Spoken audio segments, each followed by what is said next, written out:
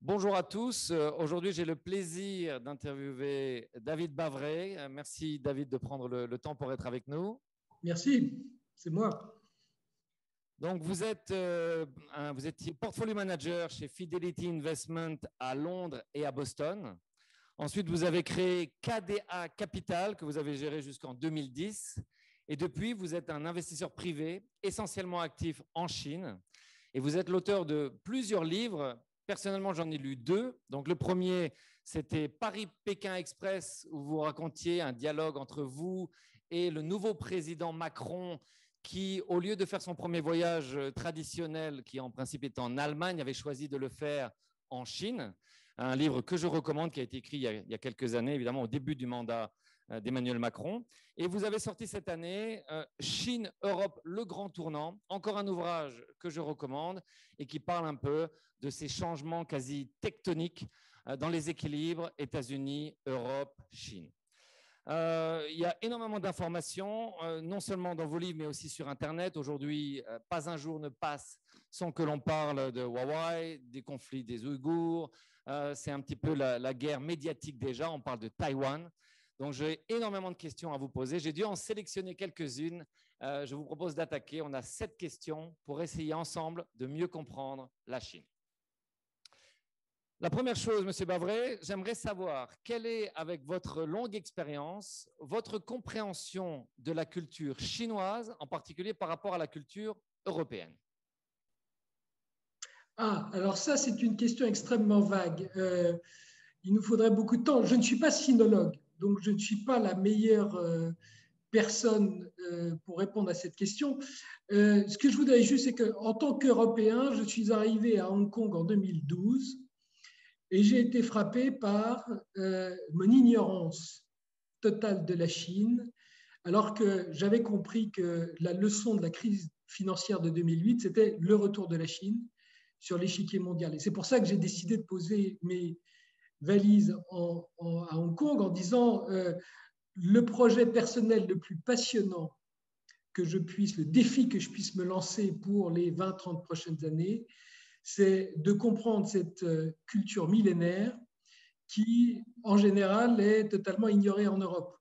Et j'ai vécu aux États-Unis, comme vous l'avez mentionné précédemment. Ce qui me frappe, moi, dans si vous voulez, cette démarche intellectuelle, par rapport à celle que j'avais faite il y a 20-30 ans aux États-Unis, c'est que nous, Européens, quand on va aux États-Unis, on arrive avec un a priori extrêmement positif, parce qu'on connaît les villes, Boston, New York, Washington, San Francisco, Los Angeles.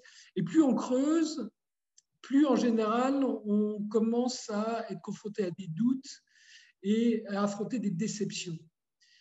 La Chine, c'est exactement l'inverse. On arrive avec un a priori extrêmement négatif, qui est véhiculé par notre vision essentiellement d'un gouvernement, d'une presse occidentale en général très hostile.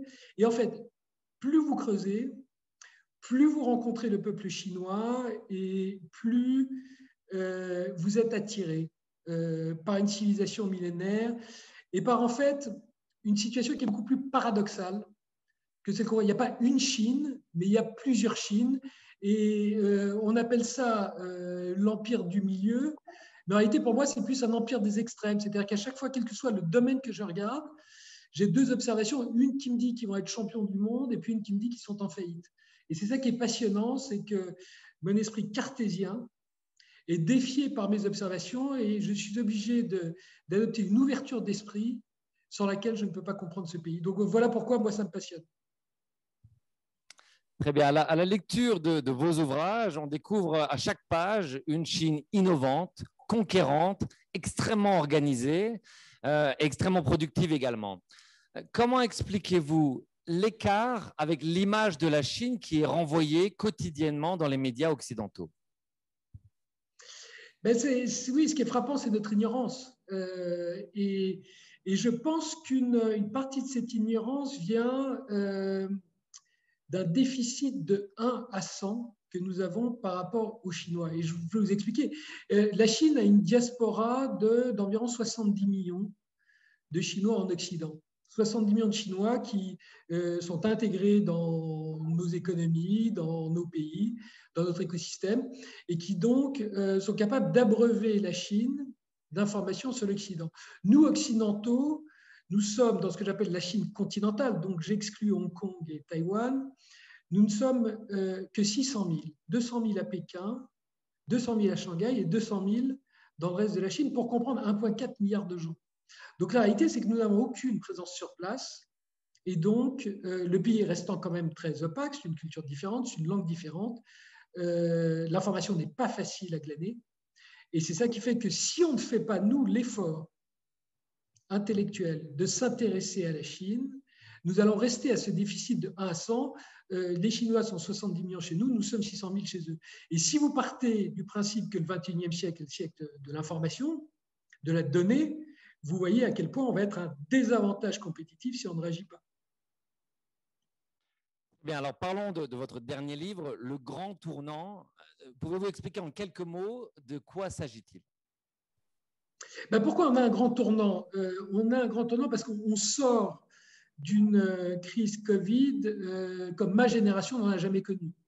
Le monde s'est arrêté et en fait, quand on a un événement d'une telle ampleur, je me dis, il n'est pas possible qu'il n'y ait pas un message et que ce message soit tellement fort qu'il tienne en une phrase. Et pour moi, le message, il n'est pas sanitaire parce qu'on appelle le Covid-19, ça veut dire qu'il y en a eu 18 précédents. Donc, ça n'est pas entièrement nouveau, au sens, c'est pour ça qu'on a trouvé un vaccin au bout de 6 mois. Non, le message, il est, à mon avis, beaucoup plus fort. Il est que nous passons d'une planète de 700 millions de privilégiés occidentaux, américains et européens, à une planète de 7 à 8 milliards. Ce qui fait que notre mode de vie, nous occidentaux, n'est tout simplement pas soutenable. Et ce message, on l'avait reçu déjà en 2008 avec la crise financière, mais on avait rajouté de la dette en disant si on rajoute de la dette, on va s'en sortir. Là, le problème étant sanitaire touche tout le monde, les riches comme les pauvres, les Chinois comme les Américains, comme les Brésiliens, comme les Européens. Donc, la conclusion, c'est que nous devons réinventer, et d'autant plus pour les 15-30 ans à qui on vient de voler une des plus importantes années de leur vie, nous devons réinventer notre mode de vie. Et le seul moyen de passer de 1 à 10, donc de passer de 700 millions à 7 milliards, c'est la digitalisation, l'accélération de la digitalisation. Et donc, le grand tournant, c'est que nous, Européens, le grand tournant est à la fois pour nous, Européens, et pour les Chinois. Nous, Européens, nous n'avons plus de croissance parce que nos taux d'intérêt sont à zéro pour éternité. Et donc, nous devons nous intéresser à la Chine parce qu'elle est un tiers de la future croissance mondiale et que nous ne pouvons pas priver nos jeunes de 15-30 ans d'un tiers de la croissance mondiale sous couleur qu'elle se passe en Chine. À l'inverse, la Chine, elle, quand vous regardez sa croissance des 10 dernières années, elle est faite d'endettement, elle est faite d'accès à la technologie américaine qu'en général elle n'a pas payé, et elle est faite essentiellement de l'Internet B2C à travers le smartphone, l'Internet du consommateur. Et ces 3 vecteurs de croissance atteignent un palier aujourd'hui. Et il faut les remplacer. L'endettement doit laisser la place à la productivité, à la fois du capital et du travail. La technologie américaine doit laisser place à la technologie chinoise qui ne pourra pas se développer, à mon sens, sans une technologie, l'aide de la technologie européenne. Et puis, l'Internet B2C du consommateur doit céder la place à l'Internet B2B de l'intelligence artificielle et de l'Internet des objets. Donc, vous voyez que l'un comme l'autre, en fait, le grand tournant, c'est quoi? C'est que l'Europe n'a jamais eu autant besoin de la Chine pour trouver de la croissance et la Chine n'a jamais eu autant besoin de l'Europe pour remplacer le rôle des États-Unis parce qu'aujourd'hui, on voit bien que les États-Unis et la Chine ne sont pas en guerre froide, comme on le dit, mais dans ce que j'appelle une paix froide, c'est-à-dire qu'ils continuent à avoir 500 milliards de dollars d'échanges commerciaux, mais on voit bien qu'il n'y a plus la moindre confiance entre les deux blocs. Et c'est là où nous, Européens, nous avons une chance à saisir. Soit nous allons être ce que j'appelle yéménisés, c'est-à-dire que la Chine et les États-Unis vont se faire une guerre chez nous, comme l'Iran et l'Arabie saoudite se font une guerre au Yémen. Soit au contraire, nous arrivons à dire, nous nous tournions historiquement uniquement du côté des États-Unis. Aujourd'hui, c'est fantastique parce que quand notre génie européen arrive avec une nouvelle idée, désormais, nous pouvons tenter de l'exploiter commercialement et financièrement, à la fois aux États-Unis et en Chine. Donc voilà le grand tournant. C'est vrai qu'en lisant votre ouvrage, j'avais souvent l'image en fait d'une croisée des chemins. On a l'impression que à la fois les évolutions respectives de la Chine et de l'Europe arrivent à un point où quasiment une convergence devient quasi évidente. Encore faudra-t-il surmonter effectivement les a priori des deux côtés. J'ai bien conscience que cette thèse est très contrariante à une époque où on vient d'arrêter un accord global d'investissement entre la Chine et l'Europe et où, typiquement, comme vous l'avez dit, la presse occidentale invite à ne plus dialoguer avec la Chine. Et moi, j'essaie de remettre, et je veux pas nier la réalité, je suis tout à fait réaliste, mais je vous dis, essayons de nous remettre un peu en arrière historiquement. Si nous étions en 1921, donc si mon arrière-arrière-grand-père rencontrait le vôtre, et que mon arrière-arrière-grand-père vous disait au vôtre, vous savez, l'affaire du XXe siècle, c'est la rencontre entre les États-Unis et l'Europe, votre arrière-arrière-grand-père répondrait, mais mon pauvre monsieur, vous voyez bien qu'en l'an dernier, en 1920, les États-Unis ont rejeté la Société des Nations. Il n'y a pas de pays plus isolationniste que les États-Unis, et au XXe siècle, vous n'aurez jamais de rapprochement entre les États-Unis et l'Europe. Donc, ce n'est pas une affaire de...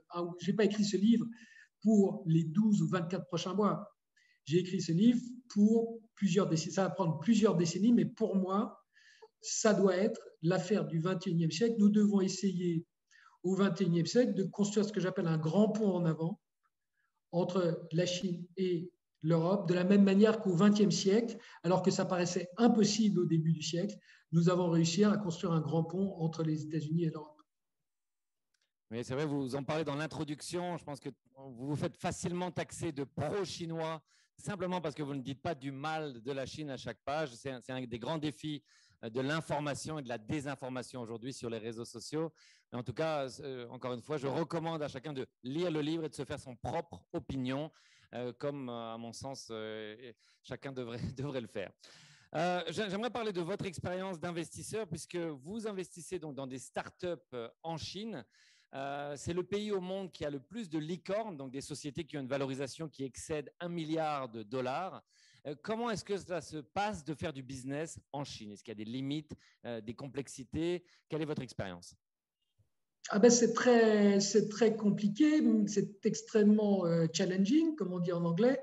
Si vous voulez, ce qui est fascinant, c'est la perception aujourd'hui. Là encore, je vais faire l'analogie avec les États-Unis de 1920. Quand je suis à Hong Kong, j'ai vraiment l'impression de rentrer dans des Roaring Twenties.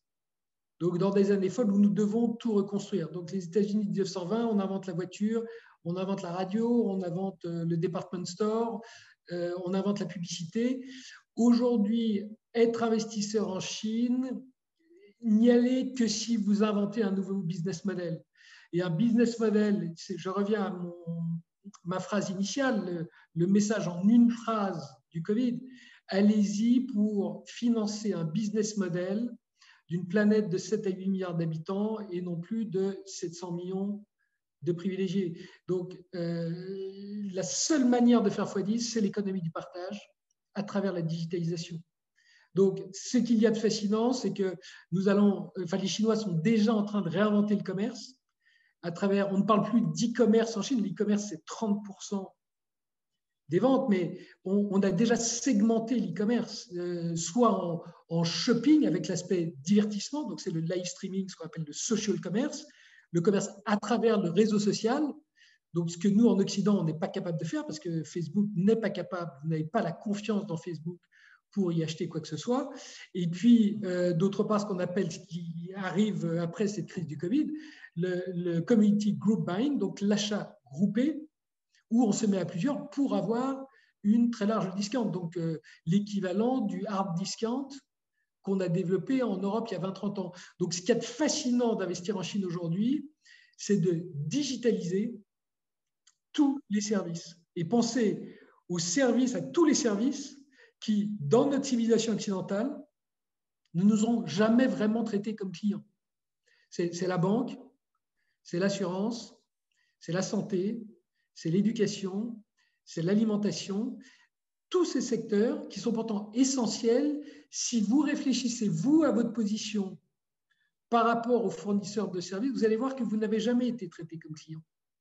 Et ça, l'intelligence artificielle, qui va permettre de me connaître de manière extrêmement précise, va permettre de développer une offre personnalisée, donc très ciblée, à un coût mass market.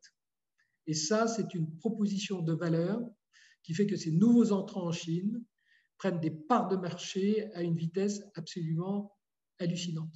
Et c'est ça qui fait que le métier d'investisseur est alors très risqué, certes, mais quand ça marche, c'est un véritable plaisir. Mais alors, ce qui est très intéressant dans votre livre, c'est que dans le Grand Tournant, vous avez pris différentes perspectives. Vous avez imaginé des entretiens avec un journaliste français, M. Neymar, avec une experte italienne, avec un industriel allemand. Et évidemment, la force de cette approche, c'est que vous pouvez présenter les différentes perspectives. Vous savez que le Luxembourg est à la frontière allemande, belge et française. Et c'est vrai, par exemple, que les Allemands ont une relation business relativement facile, car très industrielle avec la Chine. Alors qu'en France, c'est plutôt des ventes de services. On entend souvent des mauvaises expériences en Chine. Donc voilà, la limite culturelle même au sein même de l'Europe a un fort impact sur les expériences, je pense, en Chine. Alors peut-être continuons sur ce sujet-là. Est-ce que, avec votre expérience, vous auriez des conseils à donner aux Allemands ou aux Français ou à n'importe qui d'autre qui souhaitent développer ses affaires en Chine? Alors, je ne suis pas donneur de conseils, je suis juste investisseur. Mais je dirais, vous avez raison de mentionner qu'il y a à la fois des grandes réussites, comme l'industrie automobile allemande et puis de grands échecs des Européens en Chine. Moi, ce qui me frappe, le premier élément, c'est que, et là je vais redevenir français pour le coup, bien que me sentant plus européen de nos jours, quand je vois les grands groupes français qui ont réussi, ils ont une caractéristique, je parle de ceux qui ont réussi en Chine, ils ont une commonalité qui est que ce sont de grands groupes à capitaux familiaux. Ce ne sont pas seulement les gens du luxe, LVMH, L'Oréal, Pernod, Kering, mais ce sont également des industriels comme Michelin, comme Seb, comme Air Liquide, comme Jessie Deco. Et ce sont des gens donc, qui sont venus en véritables entrepreneurs familiaux et qui ont rencontré en Chine des entrepreneurs familiaux, ce qui fait qu'il y a une commonalité de culture beaucoup plus étroite que ce qu'on pourrait penser. Le second élément, qui est différent sans doute de chez nous et qui est absolument essentiel, c'est assurez-vous que votre business model est bon pour la Chine, est bon pour le développement du pays, parce que naturellement, l'État chinois joue un rôle très particulier dans le pays et vous devez absolument avoir son soutien et vous n'aurez son soutien que si vous contribuez au développement économique de la Chine. Donc, c'est exactement l'inverse des États-Unis des années 70 où on disait ce qui est bon pour General Motors est bon pour les États-Unis. Là, c'est ce qui est bon pour la Chine est bon pour votre business.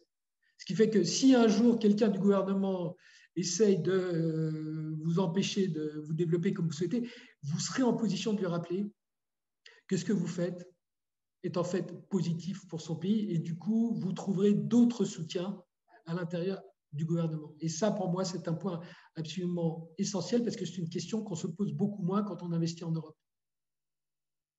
Oui, c'est très intéressant. Même à l'échelle du Luxembourg, il y a une société qui est spécialisée dans le carbure de tungstène, qui est effectivement une société familiale et qui a de très, très bonnes expériences en Chine. Donc, c'est effectivement un aspect que je n'avais pas perçu, mais qui est très, très intéressant. On va revenir un peu sur ce que vous appelez la paix froide. Moi, j'ai vraiment eu l'impression en lisant le livre que c'est quand même la guerre qui a déjà commencé, même si elle est pour l'instant économique. On parlait des microprocesseurs, c'est très compliqué. Huawei avec l'incarcération de la fille du fondateur au Canada. Alors, première question, il y en aura plus sur ce sujet-là, c'est d'abord à qui la faute? Est-ce que la Chine a été trop belliqueuse ces dernières années ou est-ce que les États-Unis ont été trop inflexibles? Alors, vous savez, là encore, je suis mauvais juge, alors on va simplifier, on va dire que c'est 50-50. Moi, je ne crois pas à la guerre froide, parce que la guerre froide, c'était entre les États-Unis et l'URSS quand il n'y avait aucun échange commercial. Là, nous avons 500 milliards de dollars d'échanges commerciaux entre les États-Unis et la Chine. L'an dernier, les investisseurs américains, voyant un plan stimulus totalement déraisonnable aux États-Unis et donc anticipant une baisse du dollar, ont déplacé près de 100, si on en croit Bloomberg, 150 milliards de dollars des États-Unis en Chine. C'est une année record, ça n'est jamais arrivé. Donc en fait, ce que nous avons, c'est ce que j'appelle une paix froide, c'est-à-dire qu'il y a un modus vivendi où les hommes politiques ont tendance à aboyer, mais la caravane passe et les gens du business, en tout cas, veulent continuer à collaborer. Et donc, c'est cet équilibre qu'il faut trouver, et c'est cet équilibre sur lequel il ne faut pas que l'Europe se trompe.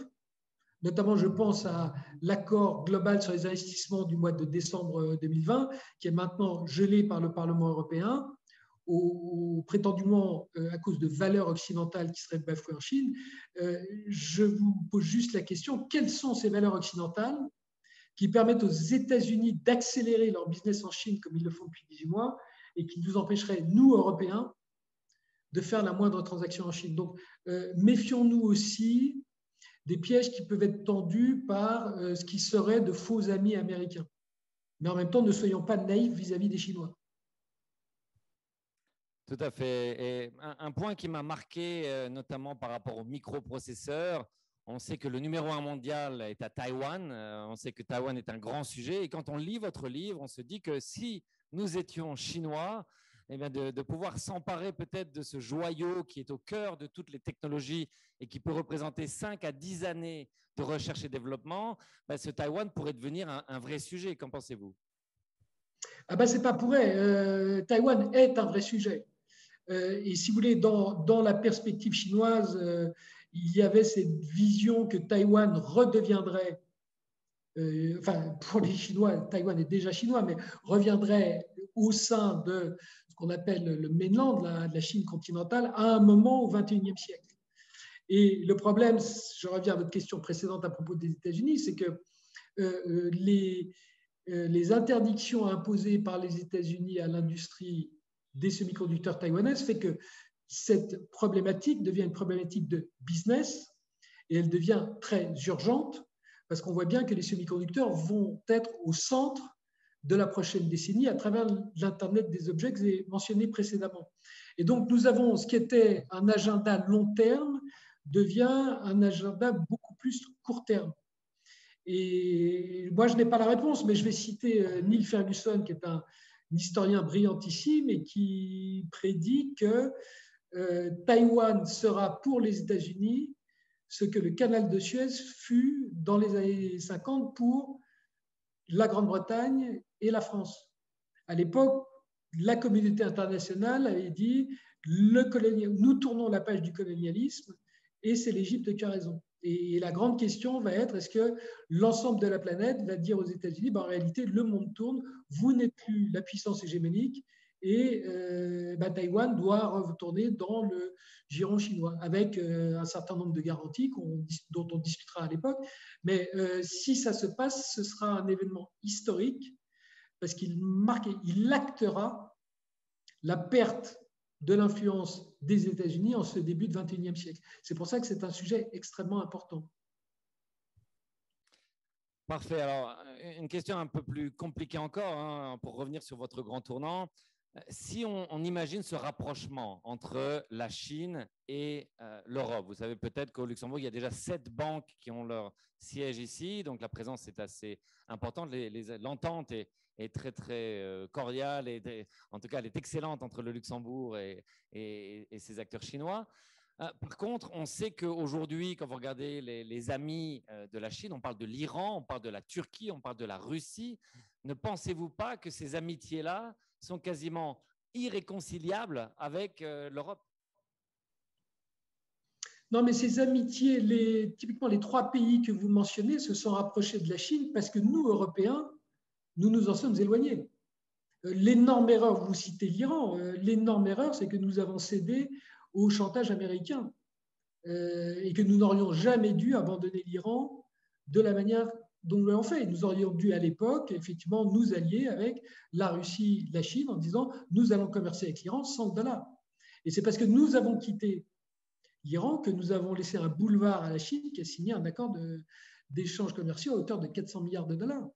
Donc, il ne faut pas rejeter la charge de la faute sur les autres. Nous devons nous en prendre qu'à nous-mêmes.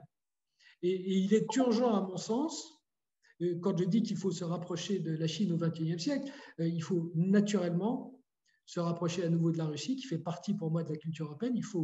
L'Iran est une double culture qui est en partie une culture européenne, donc nous devons nous rapprocher de ces pays. Et ça fait partie de tout ce nouvel équilibre qu'il faut construire dans un monde qui passe de 700 millions de privilégiés d'occidentaux à 7 à 8 milliards. Donc tout ça, c'est la leçon du Covid que nous devons garder.